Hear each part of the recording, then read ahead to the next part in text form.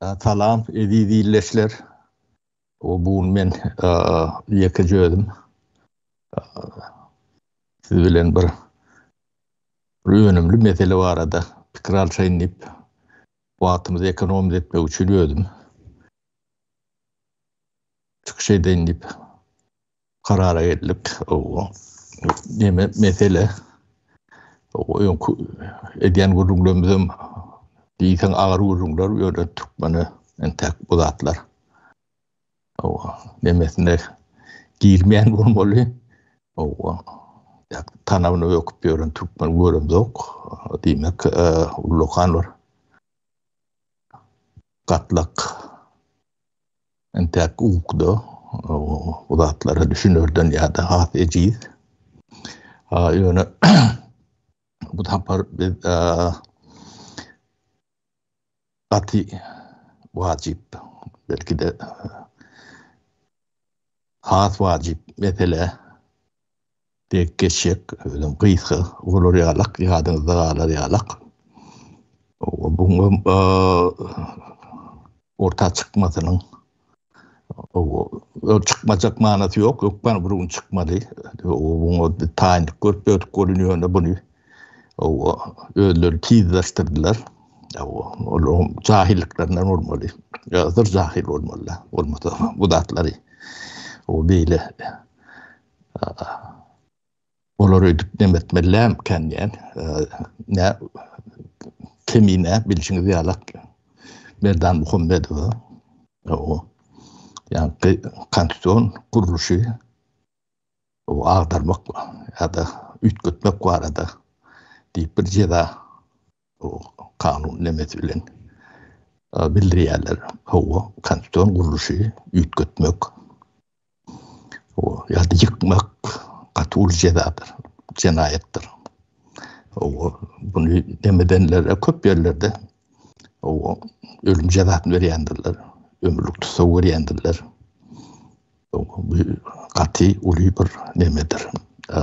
Şunu bozayan adamlara, hatta prezident de olsa, en yukarı ceza neyme olsa, ölüm olsa ölüm, o ömürlük tutsaq olsa ömürlük tutsaq verilendir. Prezidentlere konstitusiyon garantıdır. O öyle bir punktunu yeke yerini onun için o ölüm cezasını verilendir.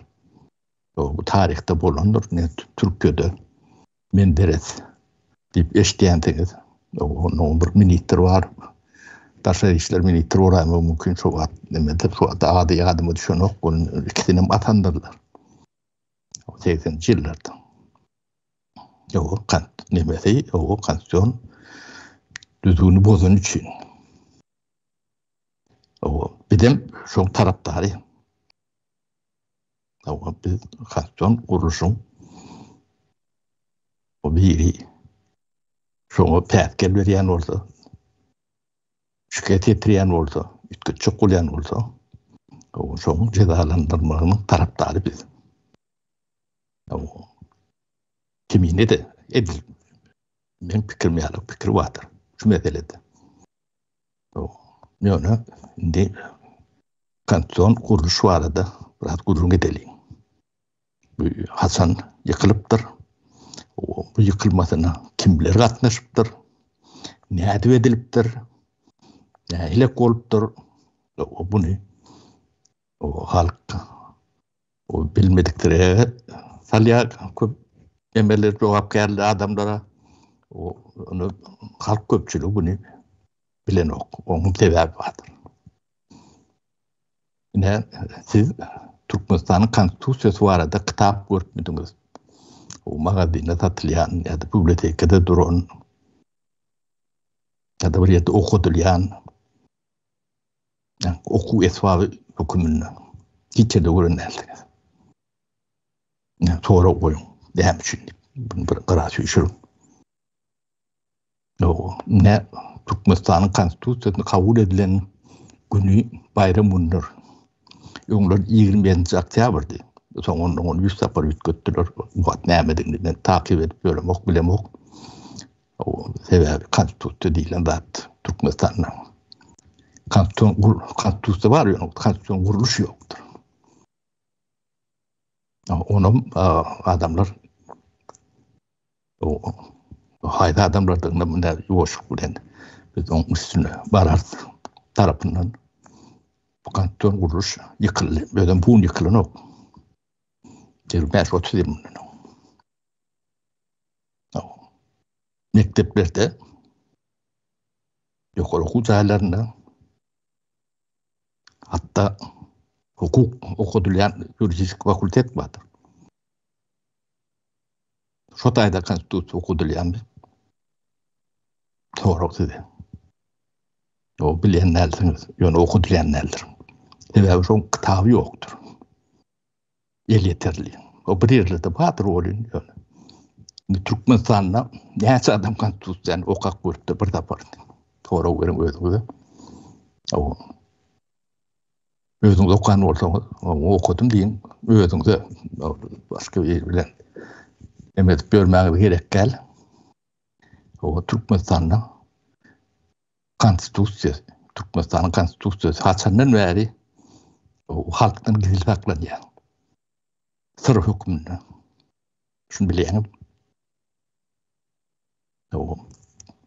Bunun yerine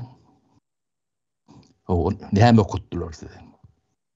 Men konstitüsyon nemeni kabul edilen onu bayram diye ettim mi? Demek katı önemli. Kanun olmalı. Selam.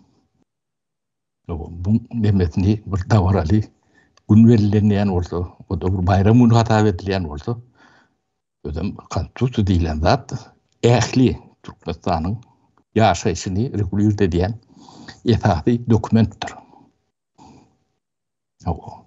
Vatan için o bir zat edilen olsa, şu konstitüsyon durumu için edilendir.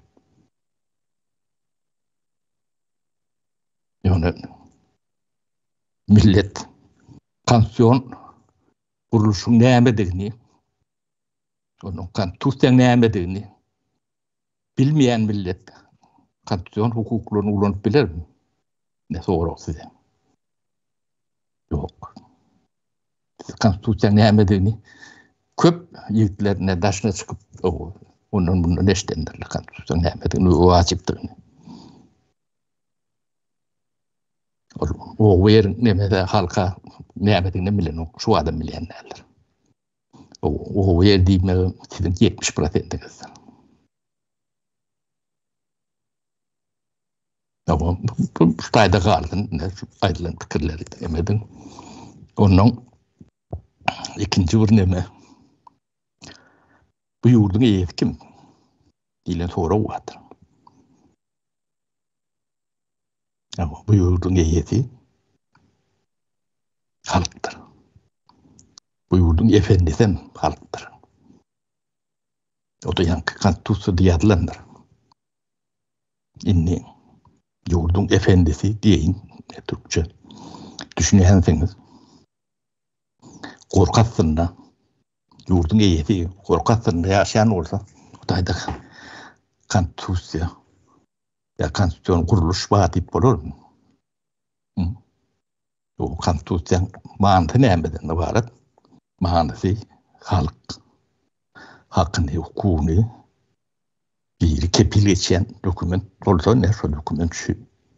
Onun korkusu, ürküsü, yaşamanı üpçüne diyen kanun, büyük kanuncu.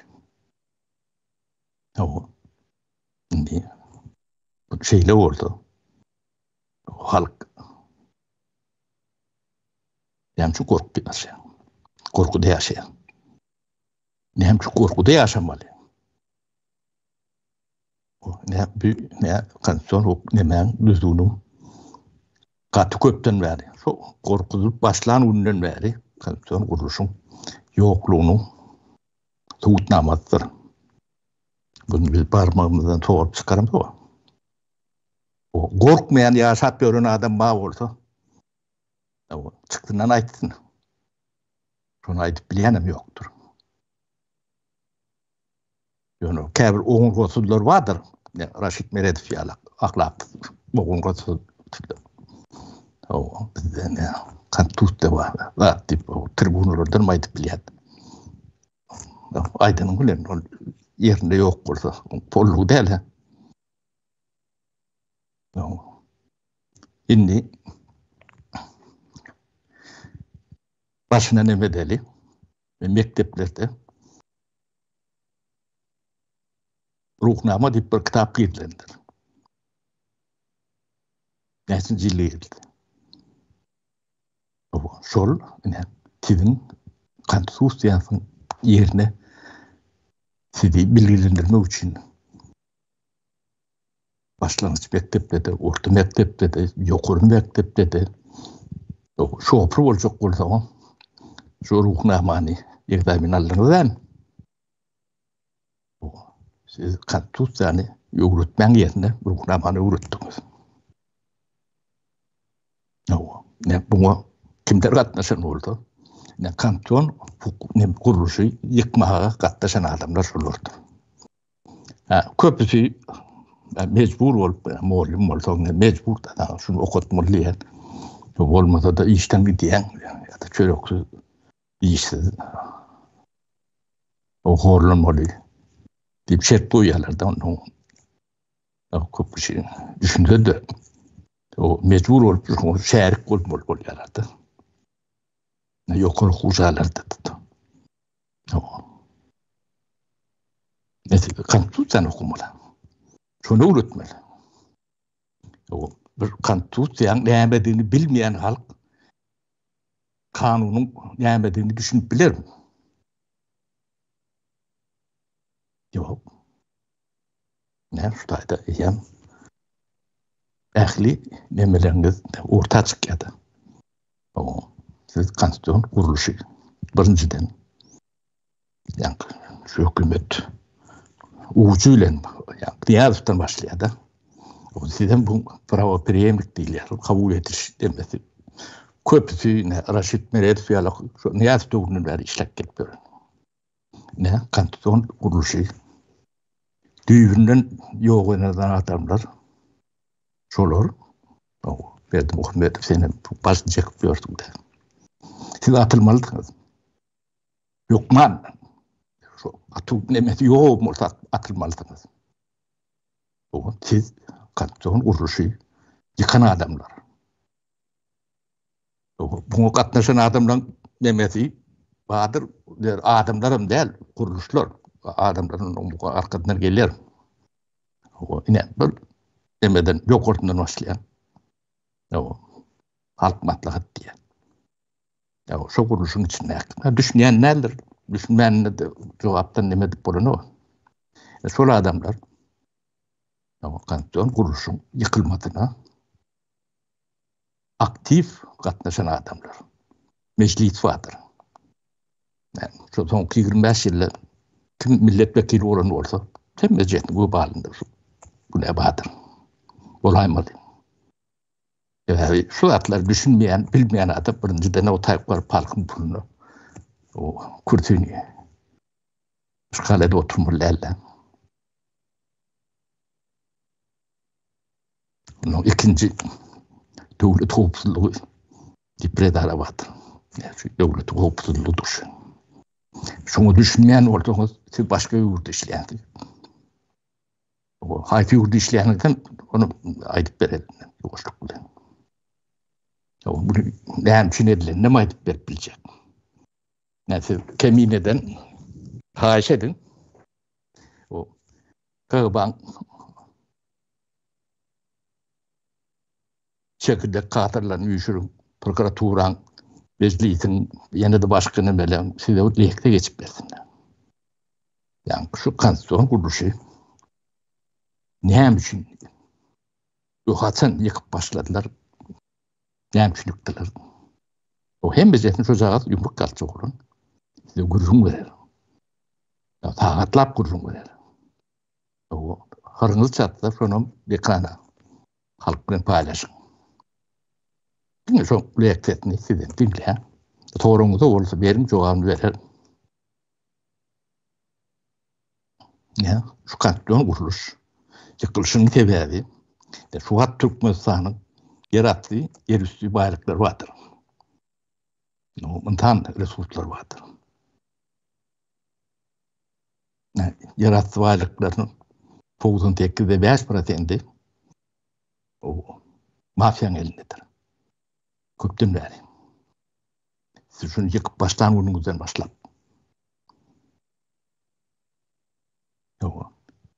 O dünyada 4. demeni bilýäňiz, on hatalyny görmäli bilen ýokda. Kanton guruş baý bolsa, siz gadan evtin ya da başka da yaratıcı baylık baý bolsa, ýyllar 4 sapar adından hatalyny görmeli halk. Bermeýän bolsaňyz, bu näme? Günäh sizdedir. 100%. Siz yurdun eýesi, yurdun eýesi kim diýdik? Yurdun eýesi halkdyr. Yurdun efendisi şodur.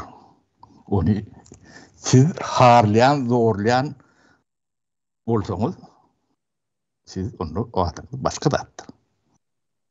Hükümet bolmaly takyny ýokdur. Yani şu atlara siz düşünmeyen, yani bırakıronçuluğu, günahı bolmasa mümkün değil. Yani keminlik karşına etmekten yurttan çıkıp kaydan adam. Gurrun edenem olsa hemmesi ekranına vardır. Keminden 4 türlü gurrlan demelerinin hemmesi vardır.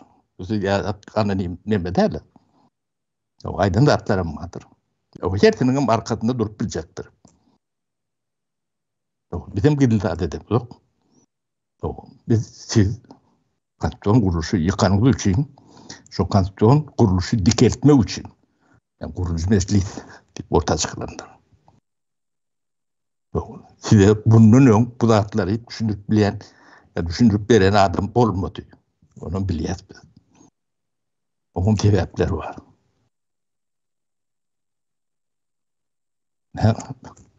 Şu gurrumu dinleyen, düşünün, sizin geleceğiniz yok. Bu milleti değiştirir. O kanton kuruluşu dikeltmeyen, sizin geleceğiniz olması mümkün değil. Adalet olması mümkün değil. Siz çağlarınızı düşünün. Siz kâviriniz berden. Şuun elpelik bilen çörüňi tapýan bolmagy mümkün. 5 gündür. Ne yigitler geçip gitti sizin öňünizden. Hemmesi cesetden öňünden geçirdiler. Şolong her biri sizin öňüňize degýändir belki de. Size zır zahil. Ne soğudunuz var, ne demediniz var, şu ruhuna böyle netçin bir topal zahil. Ne? Yani Özüf deydi mi, Rahmanov deydi mi ne size? Menden personal adını tutuaydı yanına. Rojağa da olan kemineni. Kahiş edin size bir buçuk lekte versin. Şu meselede. Bunu siz yapıp, yığışırıp, geçer diyelen eyalak deme değil. Bu şimdi su yüzüne çıkan yoktu da. Mümküncülüğü yoktu adamlar. Aytmalı, diymeli, nemetmeli. Ya. Ne yüzünüz ayıptı. Siz kanton kuruluşu yıkan adamlarsınız.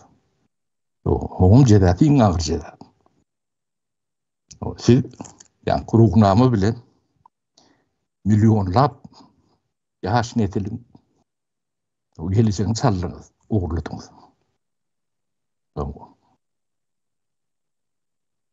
Şunun haberiniz var mı? Yani çoğanı hiç kim vermediler öyle yani. Bilmediklerini olsam bilmeyene bu ne ceza bildirilen noktayla düzgün var.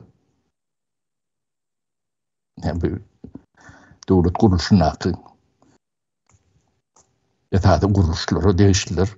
Bu yetkilerine de değiştirir.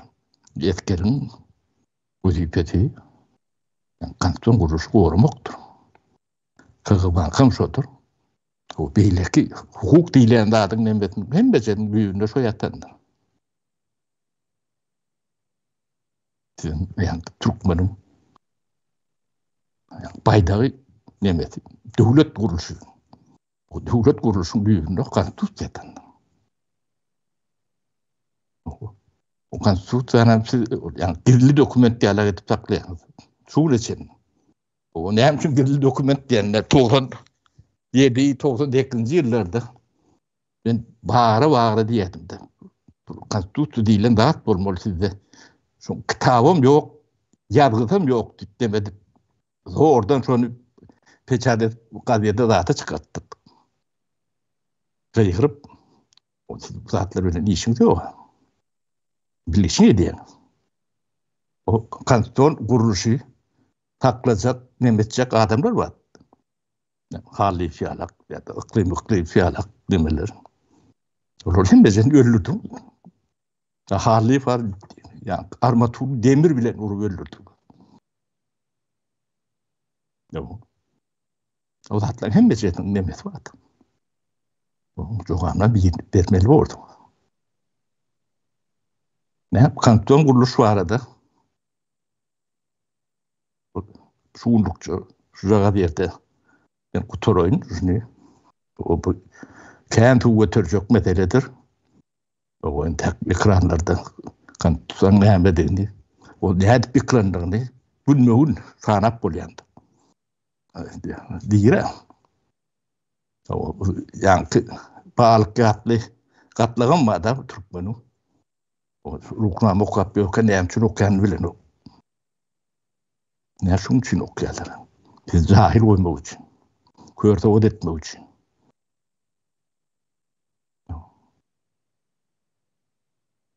Ne? Şunlukça, benden şunca oturun düşünün. Sağ olun, sağlıklı görüşelim.